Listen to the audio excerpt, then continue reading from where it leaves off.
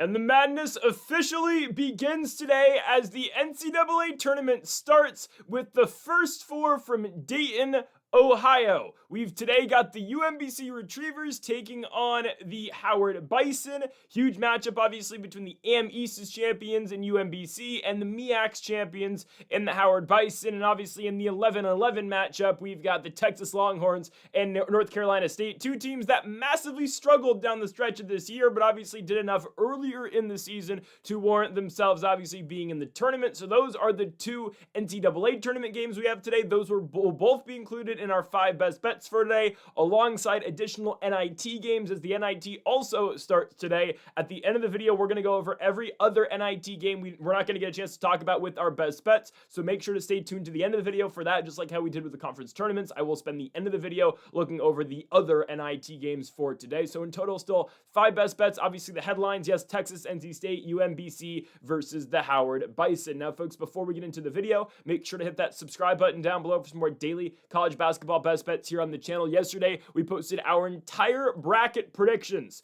for the NCAA tournament. I picked a Final Four. I picked a winner. I'm not saying necessarily I picked Miami of Ohio to go to the Final Four. You're just going to have to go watch that video to see. But again, we picked the entire tournament, talked about all 68 teams.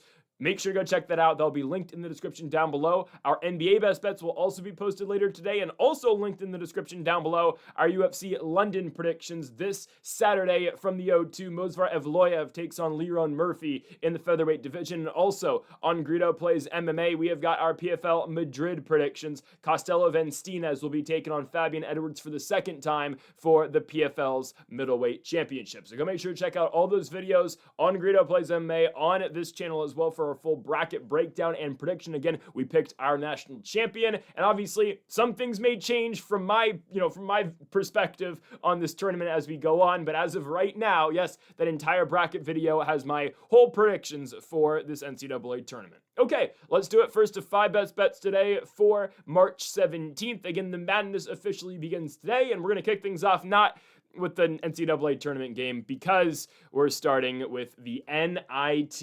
I mean, the not in tournament. Sorry, the National Invitation Tournament. Now, RIP to the CBI, even though I guess it's just a 1-year deal, but the CBI is a tournament that, if I'm not mistaken, it's only mid-majors. At least I have never, in my lifetime, I can't remember a non-mid-major playing in the CBI. I believe it's all mid-majors. Regardless, CBI not happening this year. So again, it's the NCAA tournament. The NIT's always been the number 2. The Crown got involved last year with the 16-team bracket. Kind of entertaining. This year, the Crown said, you know what? We're going to go to 8 teams this year and put the 2 best teams in the Crown against each other in the first round in WVU and Stanford. So that doesn't make sense. It doesn't at all. But the Crown's still around now, only with 8 teams. Obviously, the NIT still got 32, and the CBI had 16, but that's not a thing this year. The CBI is supposed to, though, return next year. Regardless, though, the NIT is still a thing, still running strong. Now, there were some teams that declined a bid in the NIT, with the Indiana Hoosiers being one of them. And here, again, I said this yesterday with our bracket breakdown, and I'll say it again today. I have crapped on a lot of things the Auburn Tigers have done this year. I've not been a fan of the Auburn Tigers. I've not been a fan of what the media is portraying Auburn to be, and the fact that they were even on the bubble, I thought was absurd, even though, they were in the last 4 out. The first 4 out, I thought was stupid. I give them credit for actually stepping up and playing the NIT. There will be nothing Auburn has to gain by playing in the NIT tournament. So I give them all the respect in the world for playing that thing, because, what if they lose to South Alabama in the first round? They could. They probably won't. They're like 21.5 point favorites. They play today. It's not a game we're going to be covering today, but they have nothing to win, and yet they're doing it to try to prove a point. So I give that team a lot of credit. I did not like the fact that they were even in the conversation to make the NCAA tournament, but I give credit to Auburn for actually stepping up and playing the games in the NIT. Okay, we're going to start things off with our first NIT game, and we're going to Fairfax, Virginia for the George Mason Patriots and the Liberty Flames. In no world should George Mason currently be a 5.5 point favorite against any team in the country. They could be playing the Niagara Purple Eagles, and I still would have hesitancy picking George Mason to cover 5.5 points, even at home. The George Mason Patriots were awful in the second half of this season, and yes, they did pick up a 29-point victory against the St. Louis Billikens, who are a 9 seed in the NCAA tournament. I understand George Mason should not be favored by this many points against anybody, especially a Liberty team where if they can just get going, they're dangerous. I know the end of the year for Liberty absolutely sucked. Okay, so if you watched any CUSA basketball or Liberty Flames basketball this year, Liberty was 15-0 to start the CUSA season, or obviously to start conference play. They were 23-3 as a whole. They finished the regular season losing 3 of 5. They lost to WKU in a blowout at home. They went to Kennesaw, Georgia, and lost to Kennesaw State, who just wouldn't miss a jump shot in that game. We may or may not have taken Kennesaw to beat Gonzaga in the tournament. But again, you hear my reasoning out with our bracket predictions linked in the description down below. They went to Jacksonville State, did Liberty to win. They then lost to La Tech at home, and then they beat Sam Houston in the regular season. They get obviously the first round bye, or they wait for Missouri State to play the play-in round of the CUSA tournament, and Liberty loses. They lose to Big Mike and Keith Palak of Missouri State in the first round of the NIT tournament, but obviously they did enough to win the regular season conference tournament, or conference title, and that's what puts them obviously in the NIT. They will have to go on the road to take on George Mason. It is the first game of the NIT this year. It's a 3 o'clock start time, obviously 6 o'clock local start time over in Fairfax, Virginia. But I like Liberty here, guys. I think Liberty is playable to outright beat George Mason. George Mason has won 2 games in the last month.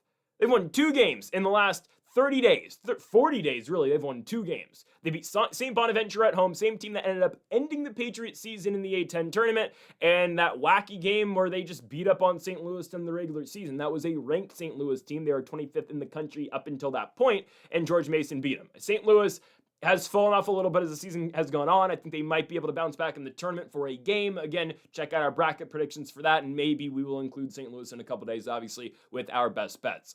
But it's been rough for the George Mason Patriots. This is another team like Liberty, started off the regular season hot. They were 18-1, 6-0 in the A10. Of course, they finished the year 23-9 and 11-7, but it was still good enough to give themselves a bid into the NIT tournament. They are getting a home game in the NIT tournament over the Liberty Flames. Scoring, though, has been a problem all year long for George Mason, especially in long stretches. Their seasons got off to a horrible start when they lost their senior and preseason all-conference player in Braden O'Connor to a season-ending injury in the first game against Wofford. I assume Braden O'Connor, I think he's going to get a medical redshirt for this year, so O'Connor should be back next year for a 5th season or actually he can just use this year just as a general redshirt year. He'll be back. Braden O'Connor, I think, is going to get another season in college basketball. Will that be at George Mason? Will that be elsewhere? I don't know, but GMU did lose Braden O'Connor in their very first game against Wofford. And I'm not going to say they've struggled to find an elite scorer, but, Corey Mincy's going to do a lot of scoring for this team. He averages 14 points per game. Riley Allensbach averages 14. He's their big. Jahari Long, Fat Hill. They really struggle to shoot the 3-point ball. They really struggle. The exception is going to be Corey Mincy. Mincy's the guy that's going to fire off the most 3-pointers, and he's their best shooter. Other than him, there is no consistency from beyond the arc from the squad. And if you play Liberty, they're going to attempt as many 3-point shots as possible. Unless Zach Cleveland just has open lanes to the basket, which we'll see. Again, it's going to be Cleveland versus Allensbach. I don't think it's going to be an easy matchup for Cleveland, who, again, is very talented and potentially the best player in the CUSA. But the Flames have got shooters. Liberty is not, they're not afraid to launch it from beyond the arc. Brett Decker may have finished with the highest 3-point percentage in all of college basketball this season at 48.1%. I think he had to have. I mean, given the minimum shot requirement.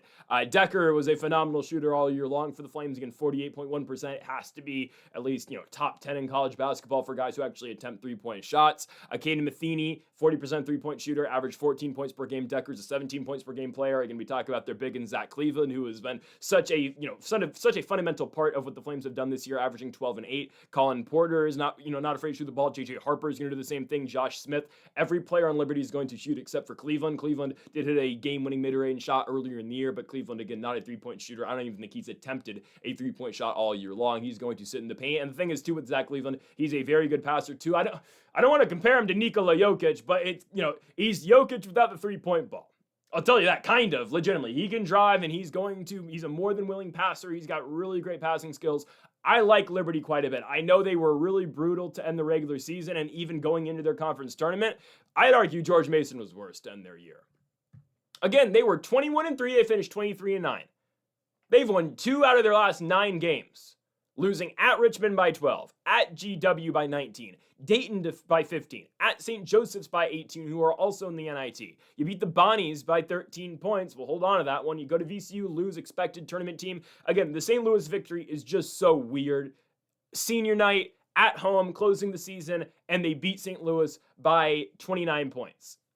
I don't have words to describe that because they go straight into the A10 tournament after and lose to St. Bonaventure. The Bonnies, who they just had beaten, team that GMU had beaten twice this year, even when they had struggled all year long. We said this going into the A10 tournament, and when we had that GMU St. Bonaventure matchup, it wasn't a best bet, but we talked about every single tournament game. And I said, okay, I'm not confident at all in GMU, but they had really struggled in the regular season post starting 20 or 18-1. But I had said the one team they've been able to beat despite all their struggles was St. Bonaventure. So I don't think they're going to do much in this tournament, but they should at least be able to move on to the second round because they get the Bonnies in the first round. Nope. They lose right away to St. Bonaventure. Okay. All right. That's how I knew their season is complete. Well, obviously, we knew their season was cooked when they lost to St. Bonaventure, but there is postseason basketball for George Mason. Again, shout out to them for playing this. I mean, there are teams even at the mid-major level that are refusing to play in the NIT. I mean, I guess Bradley's the one that immediately comes to mind. Or sorry, not Bradley. Bradley is playing. Belmont. My goodness. My apologies. It's Belmont who refused to play in the NIT, which I don't get. Again, Indiana, for as stupid as it is, the Hoosiers aren't playing in this thing. Okay, I guess you are Indiana. You spent all this money and you don't want to be subjected to playing the NIT this year. Sure. What does Belmont have to do? What better stuff does Belmont have to do than playing the NIT? That one's confusing in my opinion.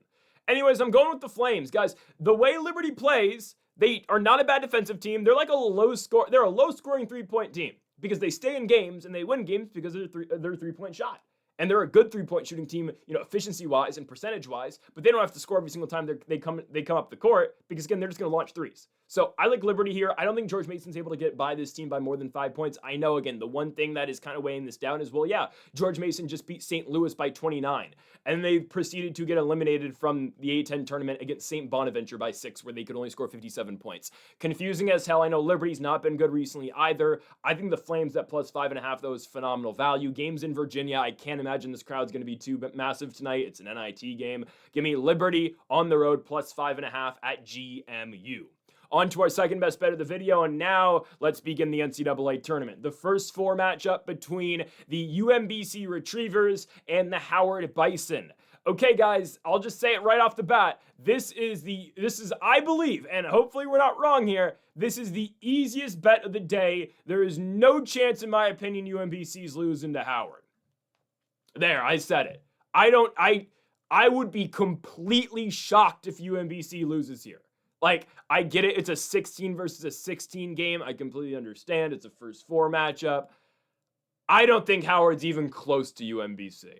I think UNBC should be beating this team by double digits. And that's the truth of the matter. I think this should be a double-digit victory for the UNBC Retrievers here. You check KenPom, you check the net rankings. UNBC is 25-ish points higher on those rankings than Howard. Again, not the biggest difference, but the fact that this is only I'm seeing anywhere from minus 115 to minus 120 for the UNBC Retrievers. I don't understand. They are levels better than this Howard Bison team. So Howard, obviously the MEAC champions. Hate to break it to you, the MEAC wasn't good this year. I liked MEAC basketball last year. Again, I've raved about Brian Mort Jr. and what he did last year being the MEAC player of the year at Norfolk State. I watched Norfolk State last season at Stanford, so I was really familiar a lot with MEAC basketball last year, and specifically, right, the Norfolk State Spartans. This year, the MEAC was awful. It starts because Norfolk State had all of their, pretty much 60% of their main guys leave in the offseason, obviously either due to graduation or transferring, like Brian Moore, who left to play for Grand Canyon. So Norfolk had a losing record. They were 8-6 in the conference, but 15-17 as a whole. The second seeded team in the MEAC was Morgan State, who had a decent regular season. They proceeded to lose to a 2-win Delaware State team in the first round of the MEAC tournament. So with that being said, Howard's run to win the MEAC, they didn't have to play anybody. First round matchups against South Carolina State, who at the start of the year, we had a segment basically for a month straight, and it worked. We actually hit on every single one of them, where we would pick against South Carolina State no matter who they played. If it didn't matter who they were playing, it didn't matter how many points they were, underdogs, or how many points they were getting, we would pick against SC State no matter what. Howard expectedly in the first round of the MEAC tournament, or their first round, obviously SC State's second game, Howard beats them 78-61. Second round for the Bison and the finals for the Bison, they get North Carolina Central to go to the dance.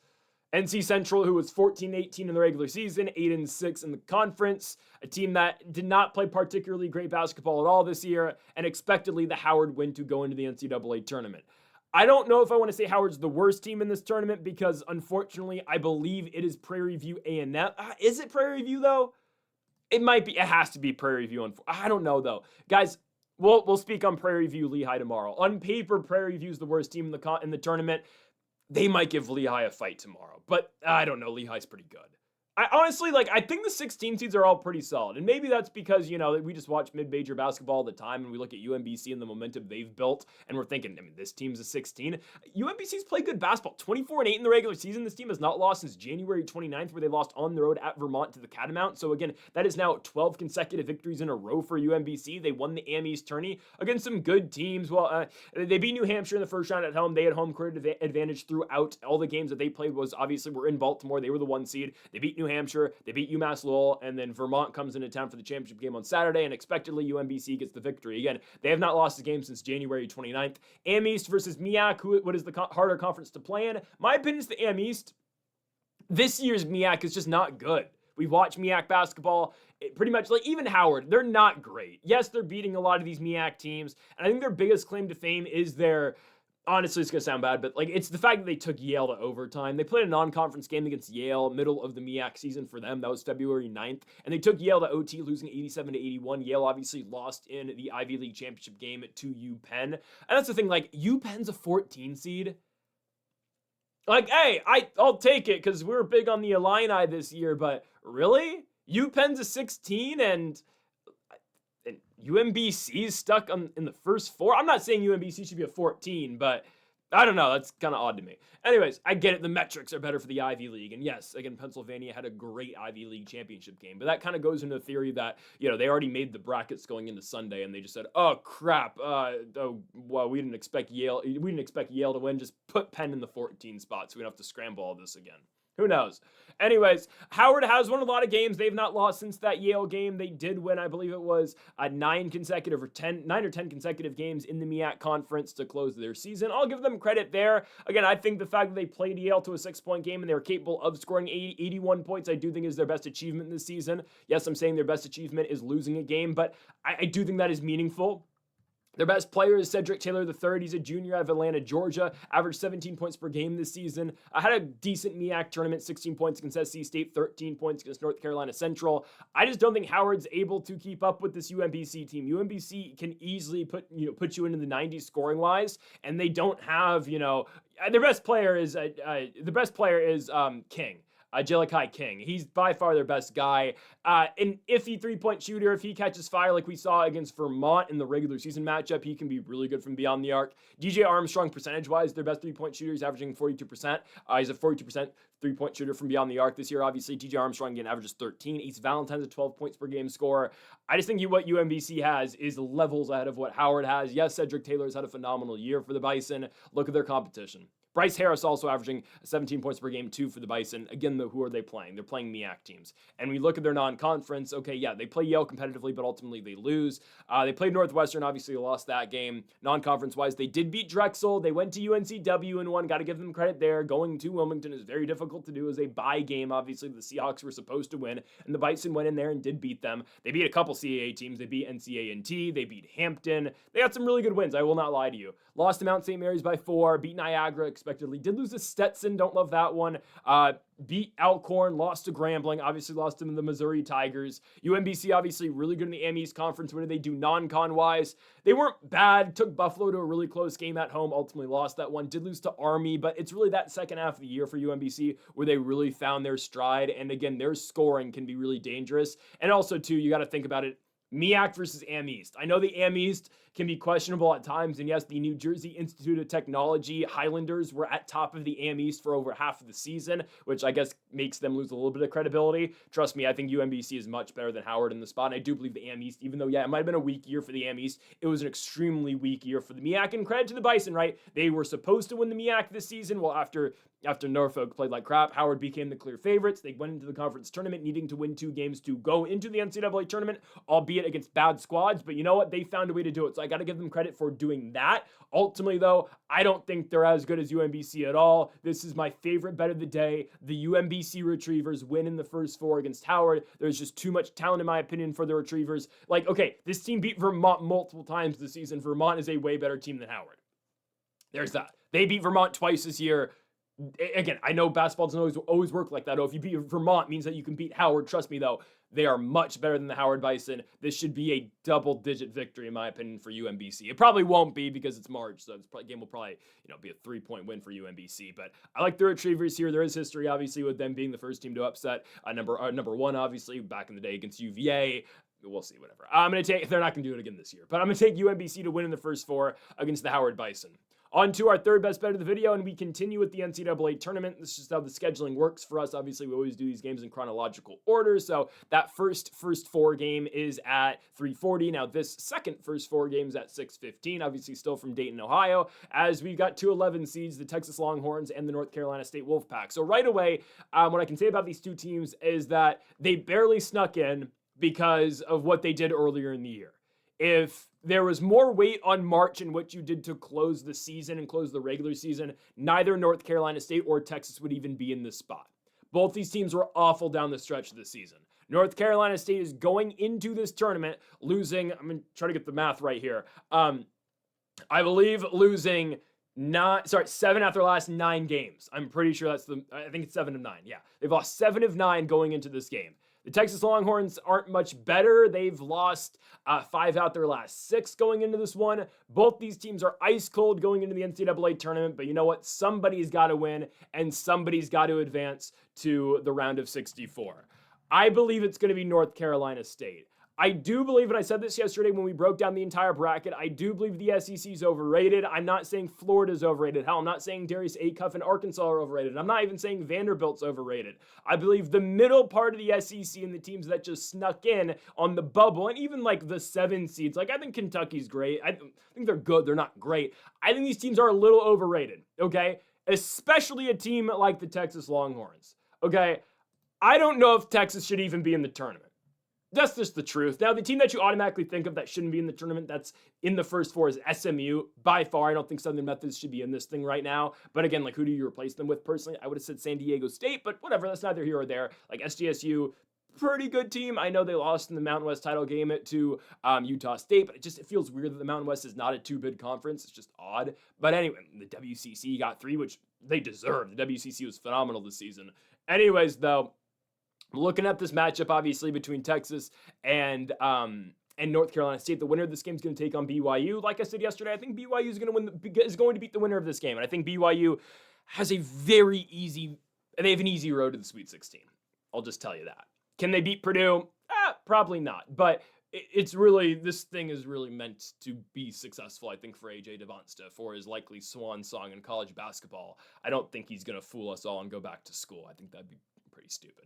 But anyways, right, I don't love the middle/bottom part of the SEC. I just don't. I don't think Texas is that good. Yeah, again, statistically, oh wow, look at all these scores they got. And yeah, Swain had a great year, right? Dalen Swain averaged 18 points per game. He had a phenomenal season for the Longhorns. He led them in literally every single statistical category this season. 18 points per game, 8 rebounds per game, 3.5 assists per game, 2 steals a game. Again, he was Texas's leader in every single stat this year. Modest, their center, averaging 15 and 7. Who else? Tremont Marks averaging 13. Jordan Pope's averaging 13. Again, that is great. You got to realize, though, you got to consider they're playing in the SEC. And for 90% of games in the Southeastern Conference, defense is optional. In a game, though, that defense was not optional in? Texas versus Ole Miss. First round of the SEC tournament, and obviously different people have different perspectives of how to judge and how to view conference tournaments, especially if you're a team like Texas, where, yeah, you're ice cold going into the tournament, but they thought going into that tournament, going into the Ole Miss game, they didn't have to win anything to get in. I think Texas probably thought they were in even, what they buy getting out of Dayton. Unfortunately for them, obviously they lose to Ole Miss and now they're here stuck in the first 4. But again, different people have different perspectives and different takes on what, the conference tournaments and how much they really mean or how much they matter and what they actually mean. Regardless, though, Texas loses to an Ole Miss team who I understand had a great run through the SEC tournament. Ole Miss shut them down. Texas scores 66 points. They shoot 35% from both the field and from beyond the arc. Swain has a great game as he has 22 and 12. That's about it, though. Texas just gets outplayed by Ole Miss. Ole Miss scores 41 in that first half. Texas ultimately never recovers. Texas ultimately never has the lead again. And yes, North Carolina State has not played good basketball either. You date back to February 9th, it's a bunch of L's for them. At Louisville, L. A loss at home to Miami by 1. You go beat North Carolina, obviously, that was UNC right after the Caleb Wilson injury. You lose at UVA by 21. You lose in South Bend to Notre Dame by 6. You lose to Duke by 30 points. You lose to Stanford at home by 1. You beat Pittsburgh in the first round of the ACC tournament, and that's where I'll give NC State some credit. They actually won a tournament game, unlike the Texas Longhorns, and yeah, Pitt wasn't great, but good on NC State for winning that game. And then obviously, expectedly, they lose to Virginia, who I think is going to have a very good NCAA tournament. Again, check out our bracket breakdown for that. And NC State, numbers-wise, may not be as impressive as Texas. I mean, you look at their leading scorers. You've got 4 guys who average exactly 14 points per game. And again, you don't have a player like Swain who's going to put up 18, but Paul McNeil averages 14 points per game. Kadir Copeland averages 14. Van Allen Lubin averages 14. Same can be said about Darren Williams. They have 4 players who all exactly average 14 points per night. This scoring can come out of anywhere for North Carolina State, and I do think Texas is a little overrated. I think the Ole Miss game, and I understand the Rebels got a lot of teams in the SEC tournament. They were, an overtime period away from being in the SEC championship game where, they likely, honestly, if they had gotten the SEC championship game, would they have won? They might have. I don't know. They wouldn't beat Vanderbilt. Vanderbilt didn't play well in the SEC championship game, but there's no way Ole Miss would have won that game in Nashville. I highly doubt it. But still, right? Texas, it's what they did before the Ole Miss game, though. Okay, so for Texas closing out their regular season, you beat LSU at home only by 3 points. Okay, right away, that should have sounded the alarms. You're beating LSU by 3 points at home. You go to Georgia, lose by 11. Another team that I just don't understand. I don't think they're that good. You play Florida, obviously you lose by 13. Go to A&M, win by 6. Go to Arkansas, get blown out, give up 105 points, and lose by 20. Closing out the regular season, you lose a game to Oklahoma by 3 points. Obviously, the Sooners try to sneak their way into the tournament. Obviously, Oklahoma fell just a little bit short right on the bubble. Again, though, losses from Texas. Losers in 5 out of their last 6 games going into the NCAA tournament. I just don't trust it. Yeah, Swain's a great player. Beyond him, though, I don't love what Texas does. North Carolina State, there are multiple guys who can score, and I understand the Wolfpack haven't been very good either, and I get it. Both these teams have just sucked in general, so this is a difficult game to pick. It's going to be much different than the storylines we're going to talk about tomorrow with Southern Methodist and Miami, right? That's a great game. And I know, again, SMU doesn't feel like they're really deserving of being in the tournament, but they're obviously a 7.5 point favorite tomorrow, so we'll again go over that game when we get there. And that's the game I think that has more meaning to it, obviously, because these are just these are two power conference teams that just have sleepwalked their way into the tournament, and obviously someone's got to play Brigham Young and ultimately likely lose. I think North Carolina State's going to get that honor though. Again, I know both these teams haven't played that well down the stretch, but even like NC State's losses, okay, you're losing to Miami by 1, you're losing to Stanford by 1, you're going to OT with Notre Dame. Would you have liked to win those games? Yes, but again, that's why this is a bubble team. This is why this team is playing in Dayton. If they could have won any of those games, they wouldn't be here. So I think they've been close. Obviously, they haven't won these games, but I think there's more of a potential for North Carolina State to be really good compared to Texas, who, again, has not played well defensively down the stretch. Scoring has been okay for them, obviously, but you play in the SEC.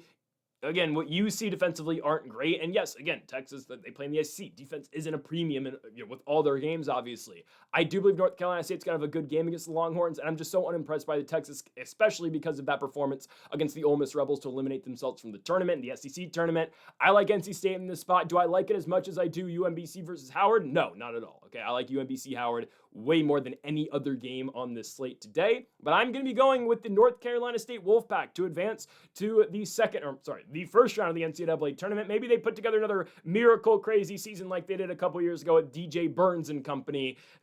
Unfortunately, no, they don't. I keep saying it, man. That, to me, my favorite March Madness run of all time was NC State with DJ Burns. That was phenomenal because of what they did in the ACC tournament too. That was something else a couple years ago. Regardless, though, I'm going NC State to advance to the round of 64. They will play Brigham Young in a couple days. NC State wins -110.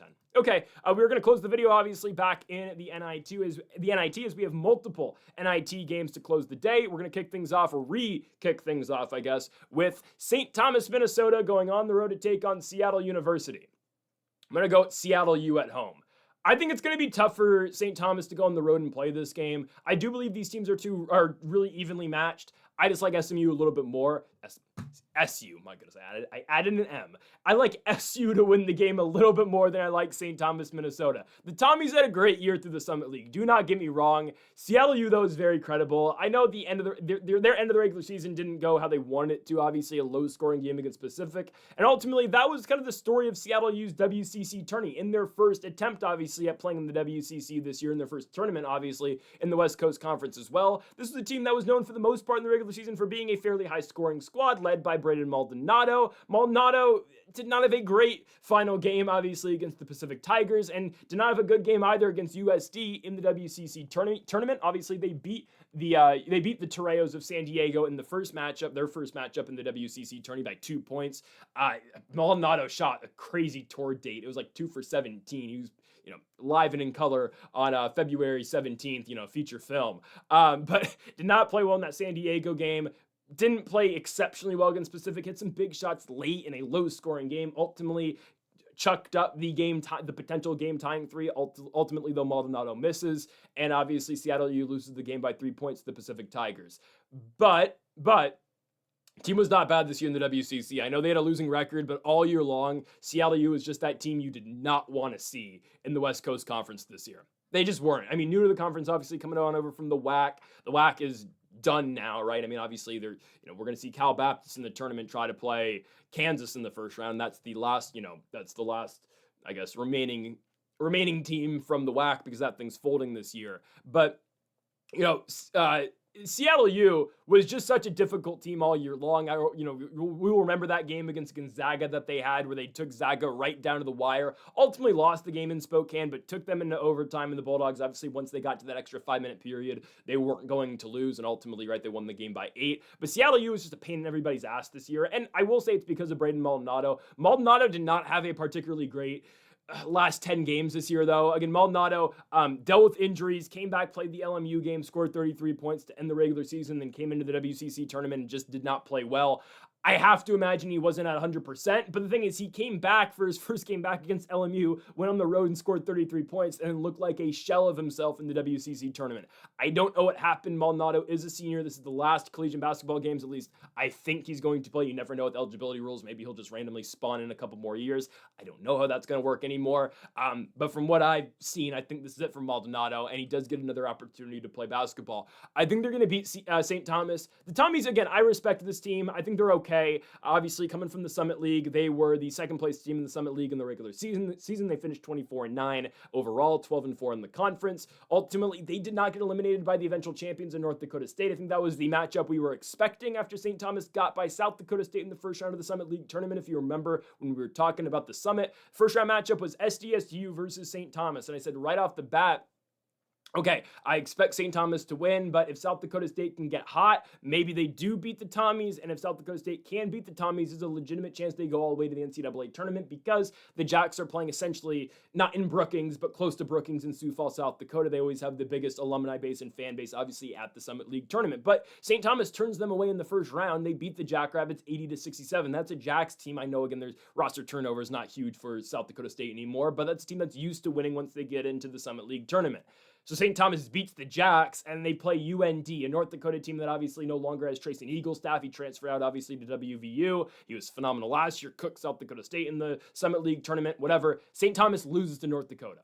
UND ended up going to the Summit League championship game, and obviously where they lost to the North Dakota State Bison. Yikes. St. Thomas was great this year. They were a phenomenal team at home. They did end up losing to UND at home as well in the regular season, but they really put together a really good season. And obviously they fell short of making the NCAA tournament. They weren't particularly great on the road. That's the exception I will make about this team. They lost at St. Mary's, expected at Wazoo, at Montana State, at North Dakota State. I think they'll likely lose to Seattle University as well. I think they will. I think Seattle U is the better team. It's all about their shooting. It is. I mean, Braden Maldonado, 36% three-point shooter. Again, one of the best free throw shooters in all of college basketball. But if he can really get going, and especially he can start hitting those three-point shots, it's going to make it difficult in St. Thomas. And also, I do believe Seattle just plays better defense than this team. It's probably in Seattle's best interest to make this somewhat low scoring. St. Thomas led by their 20 points per game scorer, Nolan Minisale. Minisale averaging 20 points per game in his sophomore season out of Wisconsin. In the Summit League tournament, he put up 22 points against South Dakota State, 23 points against UND. Again, second year of collegiate basketball, second season, specifically with the St. Thomas, Minnesota Tommies. Nick Janowski, averaged 16 points per game this year as well. Again, St. Thomas, I'm not going to deny their scoring ability. They can get out there and score a lot of points. Seattle U is capable of that as well. We just haven't seen it, 100% throughout the entire year, and especially at the end of the season. But as well, right, Seattle has played those low-scoring games. Again, I will always compliment Brandon Maldonado. Again, the compliment I always give him, I think it's a great compliment. I think he somewhat plays like Trae Young. Not a great pure defender from the standpoint where you're 6 feet tall, but a guy who's willing to stand in there, willing to take charges, a guy who's going to play help defense. He's going to swipe at the basketball. He's going to try to create extra possessions for his team. That's just the type of guy Maldonado is, and I've been really impressed with watching him all year long. Got to watch out for Will Heimbrodt, the former Gonzaga Bulldog, and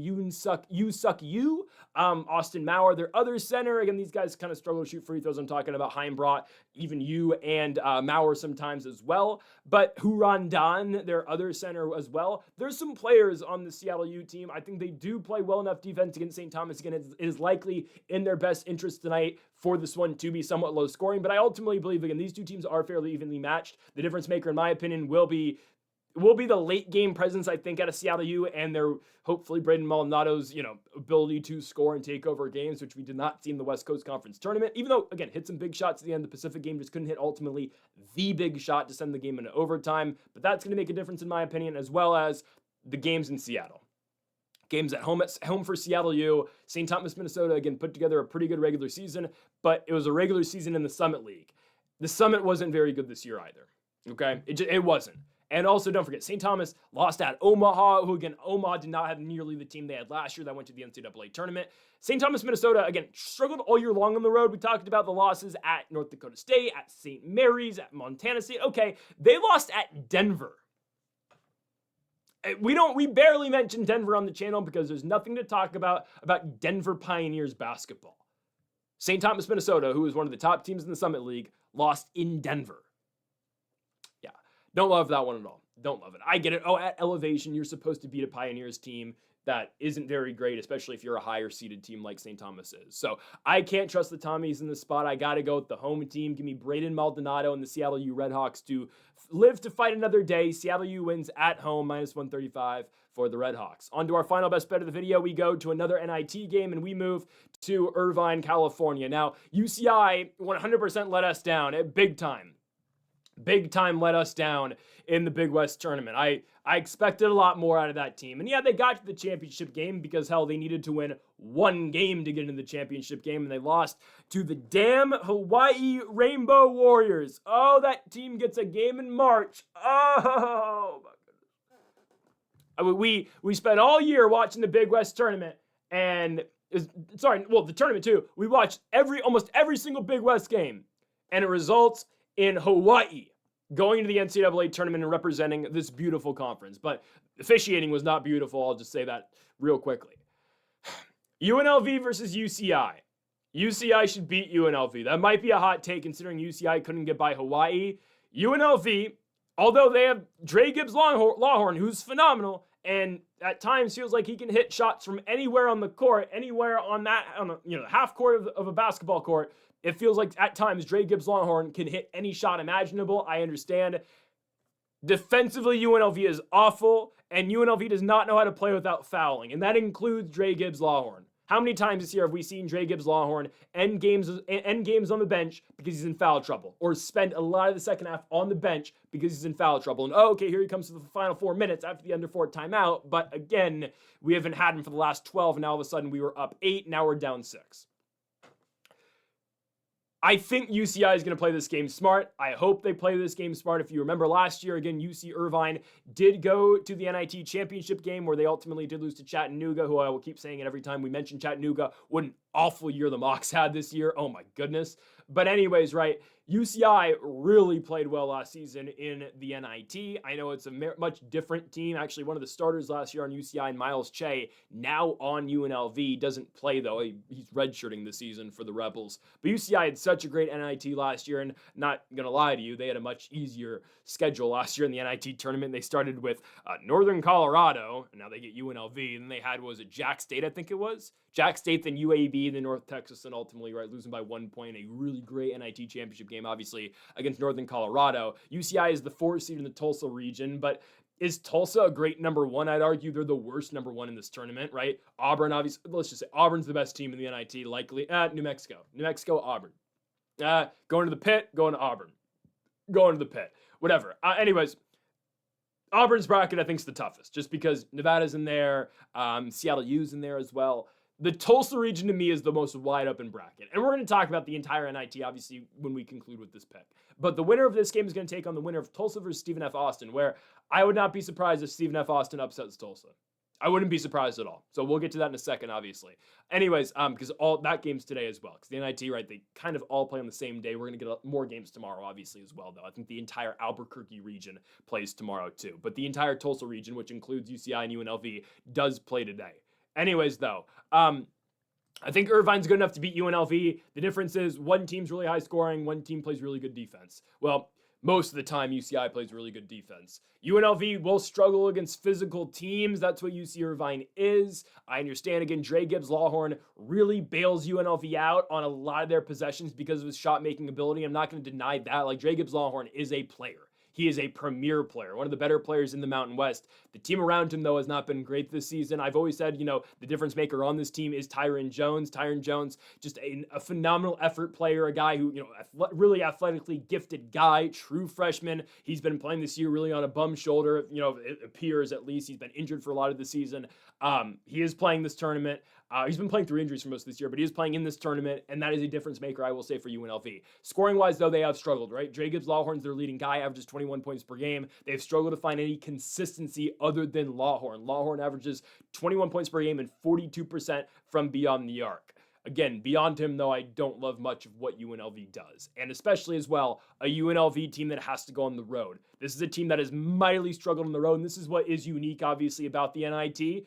First-round matchups and second-round matchups and third-round matchups are all on campus sites. Obviously, it's until the Final Four where you get the neutral site games, not in Hinkey Fieldhouse anymore. It's actually in the Gainbridge Fieldhouse this year in Indianapolis, obviously the home of the Indiana Pacers. But this is what's really unique about the NIT.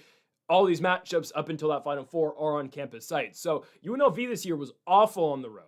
I mean, a really bad road team in conference play. Non-con, surprisingly, they were really good on the road. They went to Memphis and won. They went to the Farm and beat Stanford on the road.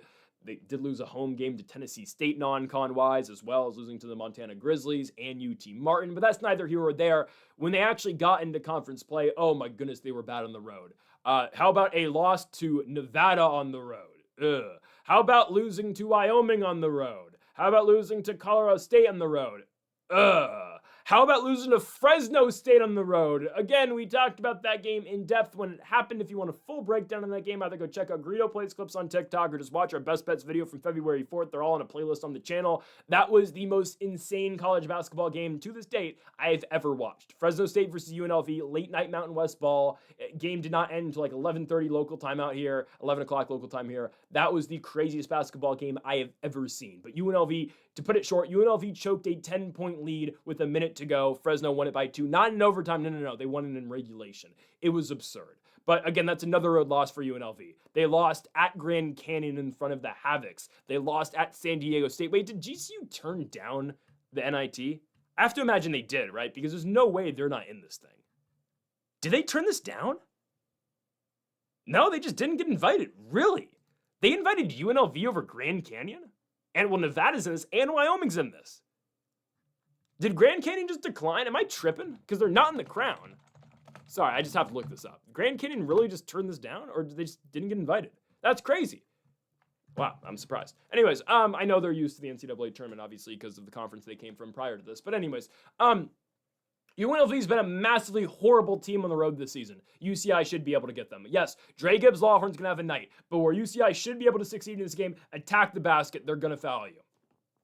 That's what UNLV does. They don't really play defense. They just hack you and hope that you don't hit free throws. We've seen it all year long at a UNLV. So many high-scoring games that are put against the Rebels, again, because they're not a great defensive team. UCI has had a mixed bag this year scoring-wise. I mean, I was so impressed with what they did in the semifinals of the Big West tournament, and I had so much belief that they were going to go and beat Hawaii's ass in the final because they beat CSUN by 15 points. They put 93 on Northridge, and they came into the Hawaii game and had opportunities, do not get me wrong. They made it a 2-point game with 7 minutes to go and didn't score for 5 consecutive minutes down the stretch. So, unfortunately, the Hawaii Rainbow Warriors are playing in the NCAA tournament. But UCI, just like last season, as they lost the Big West Tournament Championship game to UC San Diego, they move on to the NIT. They look to outlast at least Hawaii in the NIT, but obviously, would you rather lose in the... This is actually a good question, because we talked about this last year, too. Would you rather lose in the first round of the NCAA tournament last year like UC San Diego did, or would you rather go to the NIT championship game with UCI? I believe I'd rather go to the NIT championship game. I know, again, oh, you didn't go to the big dance, but I'm not just saying this because I don't like Hawaii. I literally talked about this last year with UC San Diego. I feel like it's better to go to the championship game in the NIT. Like, if... Obviously, losing the first round of the NIT or losing the first round of the NCAA tournament, I'd much rather have the NCAA tournament. I would argue... Even if you win 2 games in the NIT, I would rather lose in the first round of the NCAA tournament. But if you win 3 games in the NIT and then you make it to the Final Four, okay, now it's a little different. I'd rather be in the Final Four of the NIT than just lose in the first round in the actual NCAA tournament. But anyways, right, there are still some really good players in UCI. It starts and ends with Jurian Dixon. No, it doesn't end with Jurian Dixon. Kyle Evans led college basketball in blocks this year, averaged 3.5 per game. Struggled a little bit at times against Isaac Johnson, but again, it was not on Kyle Evans why they lost, obviously, to Hawaii. Darren Saran had a really good year. Andre Henry's had his moments. How about Javon Jester as well? A player, again, who could really ignite this team off of the bench when he does come off the bench, depending on the game. Some good players on UCI, man. I just think they're better than UNLV. I think they're better coached, honestly, than UNLV. I think they're more disciplined than UNLV in terms of the fact they don't foul. And again, the Rebels have just been so awful this year away from Thomas and Mack in Las Vegas. So I got to go with UCI to win this game at home. Again, this is a team that saw so much success last year in the NIT. And I know not many of these guys were big-time players on this UCI team last year, except for Jurian Dixon. So I don't think that matters too much. But again, they've been in the spot. They've won in the NIT in the past. I think they're going to do it again tonight. Again, the biggest factor, though, fouls, defense, and the fact that UNLV just does not play basketball well on the road. So I'm going to go UC Irvine to win this first-round NIT matchup. We're going to go with UCI just like we did with Seattle University. Same odds, -135 for the Anteaters. Okay, so before we conclude the video, obviously there's no more games to talk about in the NCAA tournament, but there are games in the NIT, and we'll do this as well with the Crown. Actually, once we get to the Crown, we're going to talk about every single game specifically because that thing doesn't start till April, and there's only 8 teams, so we're not going to need to do additional breakdowns on that. But anyways, okay, let's talk about the rest of this NIT bracket. Let's pull up good old Wikipedia here. Again, as you have seen right here, the teams that declined the NIT, shame on you guys: Belmont, Florida State, Indiana, Oklahoma, San Diego State, and Virginia Tech. The only one of these teams that I understand why you declined, San Diego State. If I'm San Diego State, I feel like I got absolutely robbed not being in the NCAA tournament. I look at SMU, hell, I look at Texas and North Carolina State, and I say, what? We lost to Utah State in our championship game. We beat New Mexico. That was bubble versus bubble, and you don't put us in? Yeah, okay. I understand San Diego State's frustration. Everybody else, no, you ought to be ashamed of yourselves for not being in the tournament, and that includes Indiana, 100%. That includes the Hoosiers. Anyways, and obviously Cincinnati, Seton Hall, and West Virginia are all going to the college basketball crown. Anyways, so not all the NIT games are being played today as the Auburn region is being split. Same thing with the Winston-Salem region. So we got to make sure we actually go over the games that are being played today. So I believe, okay, we're going to do the Auburn region first. It is just, I guess it's all of the games except for Nevada versus Murray State. Okay, so Auburn, South Alabama. The Tigers are a 21.5-point favorite in this game. No. Give me the Jaguars. Not to win. Auburn will win the game at home. 21.5 points too many. South Alabama, not a premier team in their conference, I understand, in the Sun Belt, but I'll take Auburn to win, but South Alabama to cover the points. Seattle St. Thomas already went over that, obviously. We expect Auburn versus Seattle in the second round. George Mason Liberty already went over that, and obviously Nevada and Murray State do not play today, so there's that. Okay, Albuquerque region. New Mexico, that's tomorrow. I apologize. Just watch out for New Mexico. I know, again, they were awful to close. That game against San Diego State just sucked. I will say, though, It's so difficult to go into the pit and win. I'd be shocked if New Mexico doesn't go to the Final Four of this thing. Okay, everyone plays today in the Tulsa region. So Tulsa, Stephen F. Austin. Stephen F. Austin's 100% playable here. Not just with the points, with a straight upset. I think they might be able to beat Tulsa money line wise. Again, I wouldn't bet the straight money line. I got close to putting Stephen F. Austin's spread in the video. I opted against it. But watch out for the Lumberjacks, man. They were really good this year, obviously, in the Southland. They lost in the Southland Conference Championship game to the McNeese Cowboys. But remember, again, they had to play McNeese in the conference championship game at McNeese because the entire tournament's in Lake Charles, Louisiana. So not entirely fair for the Lumberjacks, even though, again, that's how it's been scheduled all year long. But watch out for Stephen F. Austin in this matchup against Tulsa. UCI, UNLV, we did take UCI. I believe UNLV is like the highest like at large in this thing, but whatever. Wichita State versus Wyoming. Give me the Shockers. Wyoming on the road, I don't trust. Right away. Yeah, give me Wichita State. The Shockers obviously lost deep in the American Conference Tournament, but I like them to beat Wyoming here. Oklahoma State versus Davidson. Not sold with OK State, but let's just think about this. OK State versus Davidson in an NIT game. Davidson lost to St. Joseph's in the A-10 tournament. That's who eliminated them, obviously. Oklahoma State, they play in the Big 12. They're more talented. OK State moves on to the second round. Isn't that crazy, though? OK State and Tulsa are in the same bracket, in the same regional. And OK State, if they get to the quarterfinal game, obviously, will have to go to an in-state rival playing Tulsa. Hopefully, well, I don't know if hopefully or not hopefully. Oklahoma State, at least for them, they hope that they have more luck playing Tulsa in basketball than they did in football. Yes, Oklahoma State lost to Tulsa this year in football. So, anyways, we go to the Winston-Salem region. I'm pretty sure that was Oklahoma State, right? That's not a figment of my imagination. Yeah, I'm pretty sure that was Oklahoma State lost to Tulsa this year. Okay, Winston-Salem region. I believe there's only one game being played today in the Winston-Salem, I think. Yeah, it's just Yale versus UNC Wilmington. I don't know why it's like this, but whatever. Yale versus UNC Wilmington's the only game today in the Wake Forest side of things. I'm going to go with UNC Wilmington. Oh, no, I'm going to go Yale. I like UNC Wilmington, but I'm going to go Yale. UNC Wilmington at the end of the year wasn't the same force that they've been. They lost that game to Charleston to close the regular season. Obviously, then they got eliminated in the conference tournament right away. Yale, I know, lost. They just lost the conference title game to UPenn, but they score points. UNC Wilmington, it's been a struggle for them to score points. UNC Wilmington's got size, we'll give them that, but the way those Ivies play, yeah, I'm going to go Yale. Hesitantly, I'm going to go Yale. Because I do believe as well, like that was Yale's 14 seed. And I think, I'm serious on this, the committee just said, crap, Yale didn't beat Penn like we thought. Just stick Penn into the 14 seed and we don't have to readjust this because they should really be a 15 or a 16. Yale's a good team. They just lost in their third game. It's hard to beat a team 3 times, right? And they felt that. They lost to UPenn in the Ivy League championship game. I think they probably get UNCW, who really struggled to score down the stretch of the regular season and the conference tournament too. So I'm going to go Yale to move on. We'll have the rest of this NIT action tomorrow, obviously, with the other regionals. Folks, that'll do it for our college basketball best bets and I guess now our NIT bracket preview here on the channel. If you have not yet, though, make sure to hit that subscribe button down below for some more daily college basketball best bets here on the channel. Again, later today, we're going to have our NBA best bets, but again, make sure to hit that subscribe button down below for more. Make sure to leave a like if you did enjoy the video. Make sure to comment if you disagree with any of the picks. We'll be back tomorrow for more daily college basketball best bets. Folks, thank you all for watching, and Mamba forever.